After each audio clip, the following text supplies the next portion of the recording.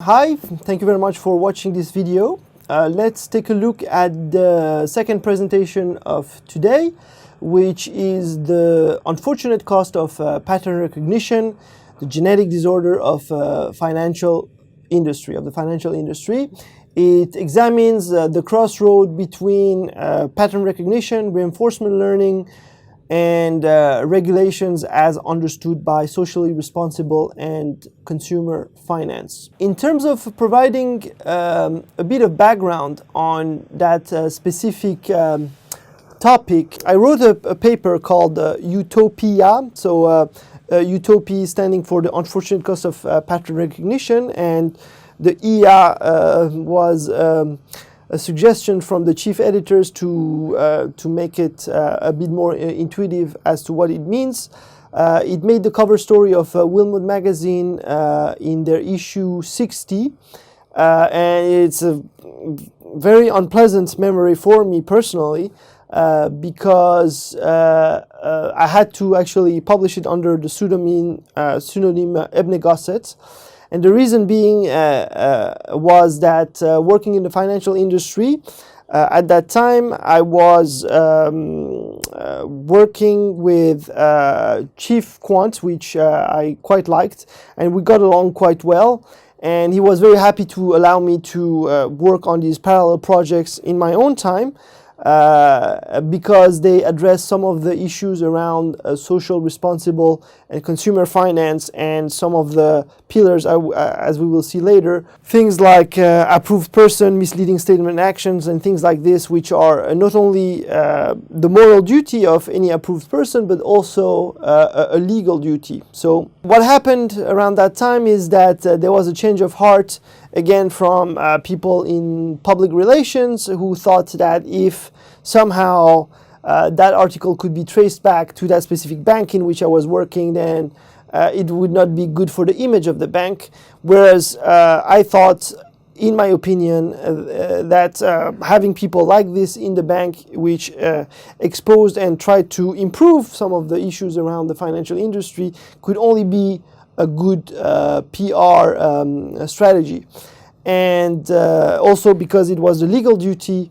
But however, I had to take instructions, and I published it under the name of Ibn Ghosset. And why Ibn Ghosset? So Ibn Ghosset comes from Ibn Sina, who was a great scientist, a medical sort of scientist, also a psychologist of renown. Ibn also means son of. And then the Ghosset comes from William Seeley Ghosset, who came up with the student T distribution, and who also was in similar situations in which he was working for an employer who didn't want him to publish some of the work he was doing. However, given that that specific work didn't really relate at all with some of the things I was doing in that bank, and that now I'm working as a researcher in Oxford, and one of the themes we work on at the moment in the machine learning lab is the one of socially responsible and consumer finance. I thought it would be a good time to revive some of these topics, and hopefully at the very humble level try to contribute to the bettering of the financial industry in general. So in terms of scope, what we will be doing today is to first define what's the unfortunate cost of pattern recognition, then show how the unfortunate cost of pattern recognition is not limited to the financial industry. We will then delve more in details into how the unfortunate cost of pattern recognition is the genetic disorder of the financial industry. And then we will discuss some aspect of socially responsible and consumer finance to try to end with a positive note. In terms of definition, so let's start. What is the unfortunate cost of pattern recognition? So usually when the benefits of seeing a true pattern far outweighs the cost of being mistaken with respect to a false pattern, then what happens is that taking risk, the risk to benefit ratio favors risk takers. However, in the small instances in which it is not the case, there's an unfortunate cost. So this useful asymmetry, which worked most of the time, has this unfortunate cost, and we will discuss what that is. In another way to see this, if you're a machine learnist, then probably in every single 101 machine learning course, you've seen these graphs in which you have the classic underfitting, just right, or overfitting example. Then obviously an algorithm which can achieve something like this here is use some of the features of this one here. So the algorithm is good, but it's almost too good for its own sake. So we will discuss that area here as applied to human behavior or to the human mind as applied to the financial industry. So in terms of the biological incentives, so in terms of looking at this case, for example, the gazelle and the cheetah, it is very much worth it for the gazelle to be overly suspicious with respect to noise. Why? Because a few split-second head start with respect to the cheetah can essentially make the difference between life and death. Why is that? The cheetahs are very famous to be the fastest animal on Earth. Gazelles are extremely fast animals as well, however not as fast as cheetahs, but what they have, which is better, is that they're more endurant. So if they have a few seconds split start with respect to the cheetahs, then it's just all about trying to resist long enough for the cheetah to tire off and give up. So it is very worth it for that specific gazelle to keep heads up all the time to make sure that there's no cheetahs around. What's the cost? The cost is very negligible. It's perhaps a few minutes per day or seconds of grazing lost for being overly suspicious.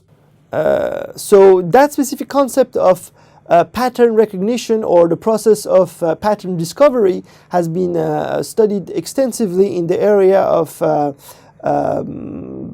biology by people like Skinner or Pavlov, and I invite you to take a look at some of these experiments in your own time. But in terms of high notes or interesting anecdotes, some of the pigeons in the Skinner experiments end up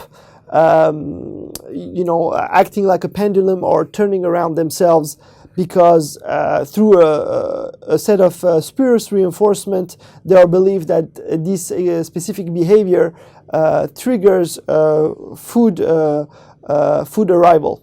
That specific concept of the unfortunate cost of pattern recognition is also prominent in sports. So you have people like Michael Jordan, who played the whole career with their North Carolina shorts under their Bulls short, because they believe that somehow the presence of that short would increase the probability of them performing well in each game.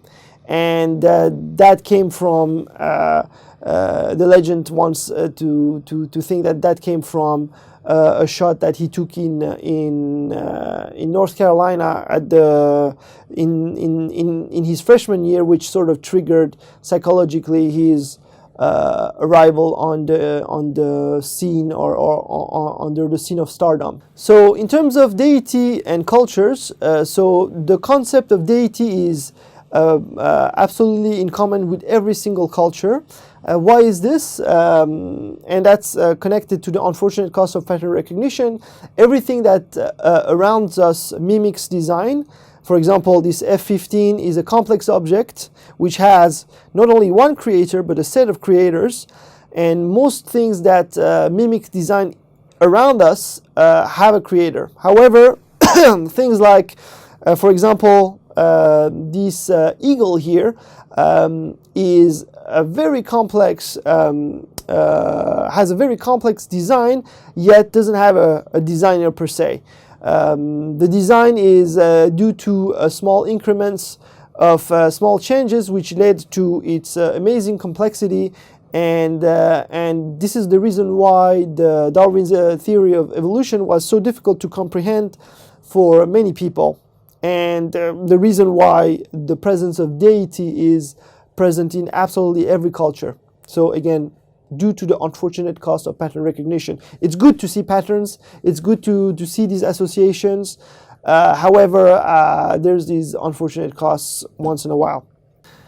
This concept of unfortunate cost of pattern recognition can also be seen through the means of apophenia, which is the general term for pareidolia, which is the condition of seeing faces absolutely everywhere. This is an example of a picture in which you can see more or less two faces here and here. Obviously, these are not real faces. The first one on the top is three birds flying together, and the second one is the sun setting behind the clouds. However, the mind is set up to see faces because it's a very important feature for us to be able to recognize faces quite rapidly between friends and foes and between different species. So this also has an unfortunate cost, and this is another example.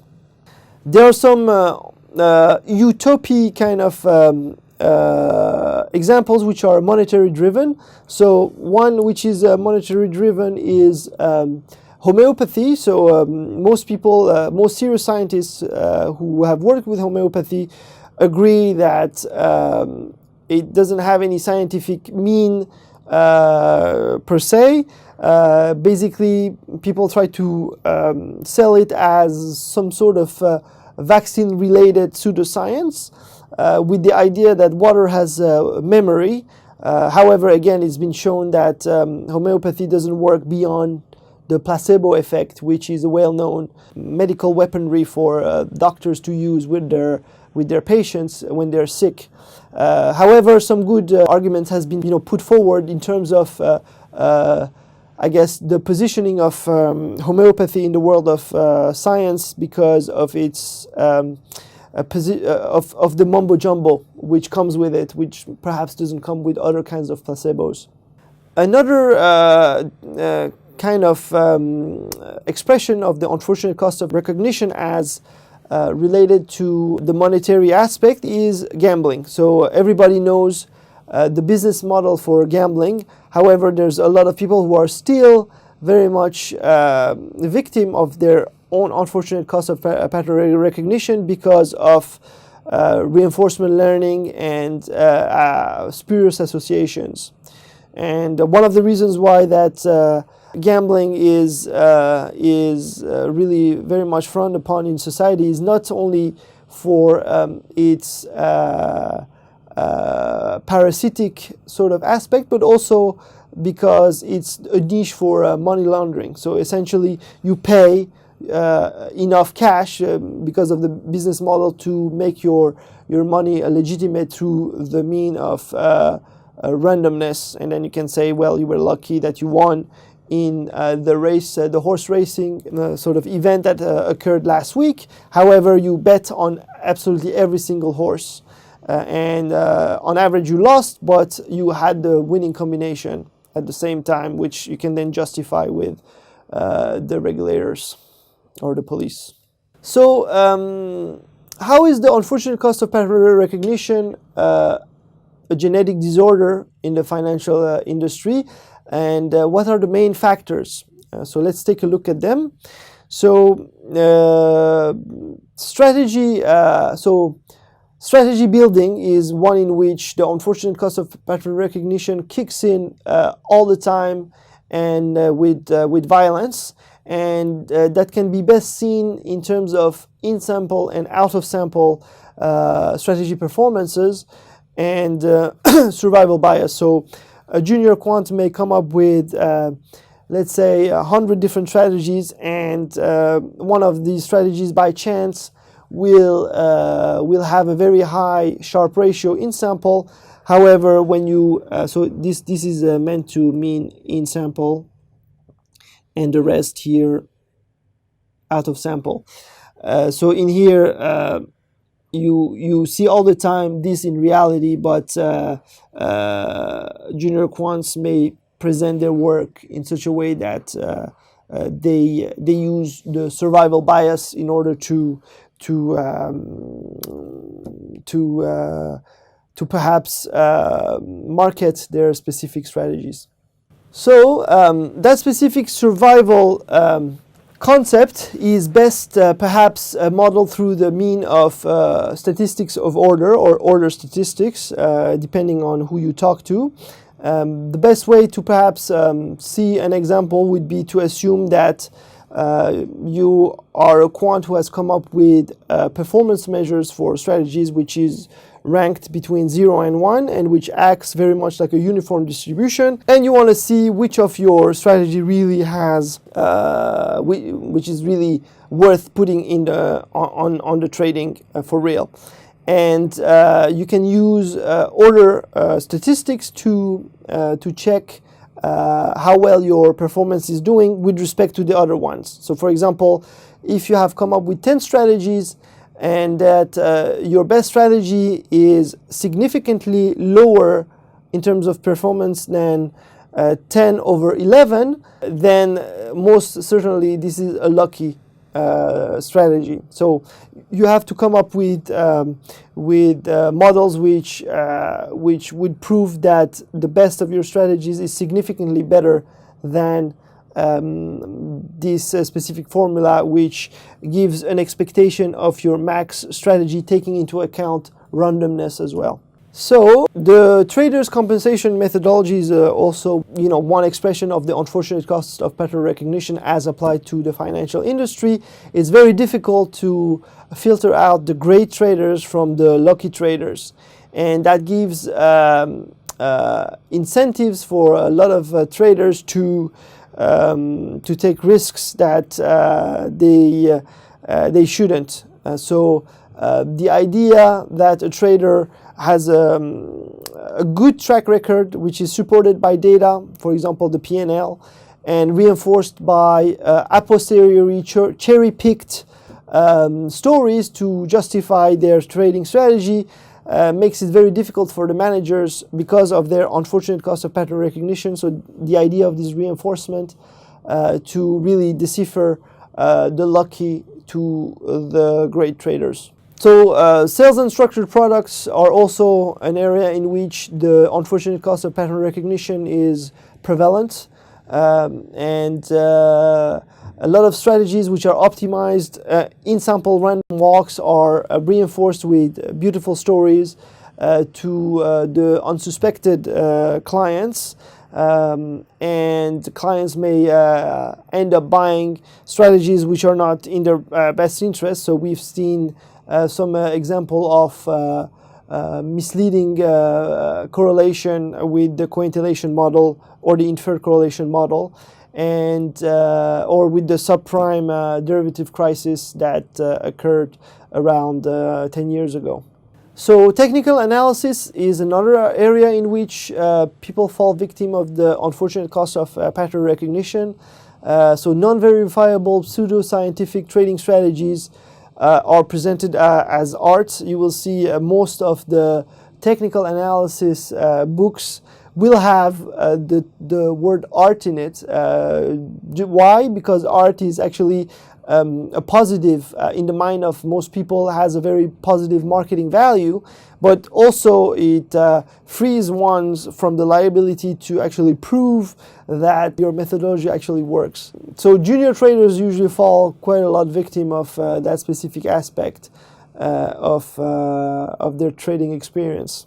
So in terms of the aggravating factors, so let's take a look at some of them. Peer pressure. I don't know whether you've worked in a bank before, but it's very difficult to be a free thinker.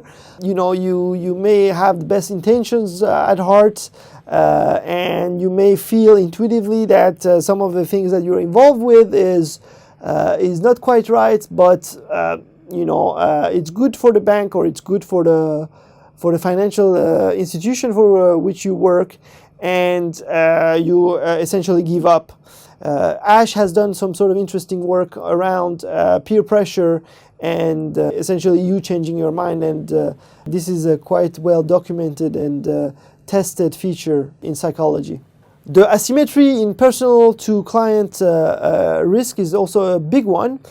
So whether when you work in a front office, you have a bonus, and this bonus is a function of how much money you've made for the bank. However, you don't share the loss when you lose a lot of money. So that gives a real incentive to take a risk when you wouldn't if you were to trade with your own money. Underpaid regulators is also another one. The best mathematical talents actually end up in either banks or hedge funds. And why is this? It's because it's paid more.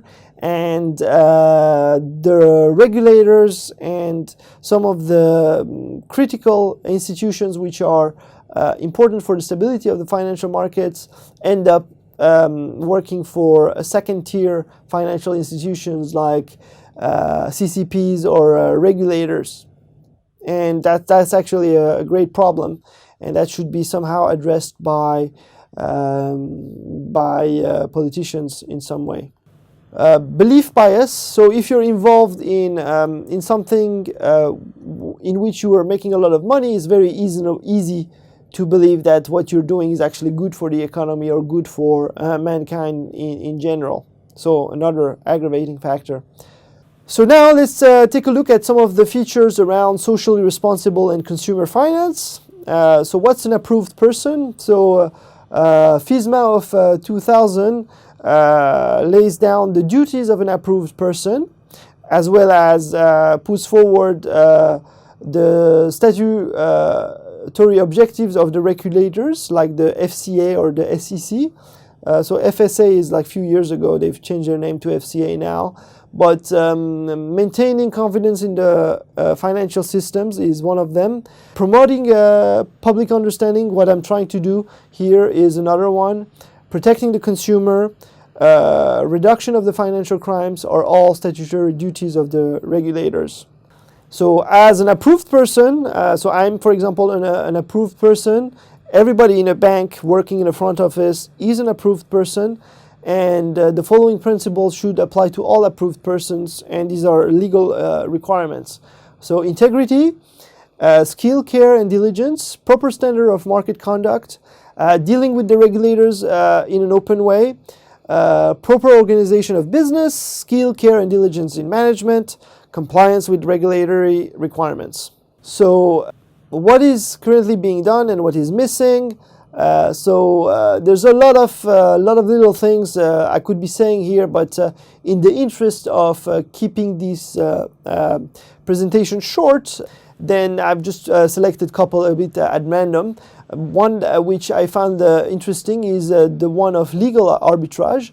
So if you've taken the test to become an approved person, then the concept of market manipulation kicks in quite a lot in the requirements. But at the same time, there are also excuses that are put forward in the same exam, which would allow you to, if you decided to do some market manipulation, to use the excuses that I wanted to sell or buy anyways, independent from the obviously proven manipulations. I don't see how this is useful to word things this way from the regulators. So these kind of examples of legal arbitrages are actually more prominent than what people would think.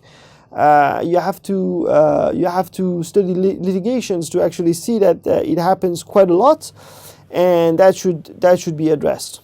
Controversial discussions have been taken place in Oxford in the area of evolutionary dynamics and the belief to a deity. So there are people who in Oxford believe that if you believe in a deity, then you shouldn't be able to get admission to the evolutionary biology department. So that's quite a controversial statement to make. I could see a lot of ways in which that doesn't really work and isn't really useful to do it this way. But at the same time, I found that this is actually a very interesting point of view.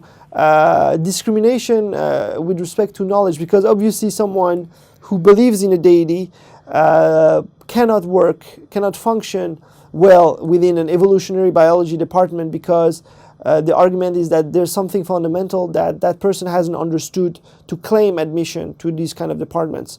So similar kind of logics could apply to the area of approved persons with the concept of the unfortunate cost of pattern recognition. If you're unable to explain what the unfortunate cost of pattern recognition is this a legitimate argument for you to prevent you from having access to a position which in which there's a client facing and in which there's a great deal of responsibility in terms of the financial stability and the financial systems in general.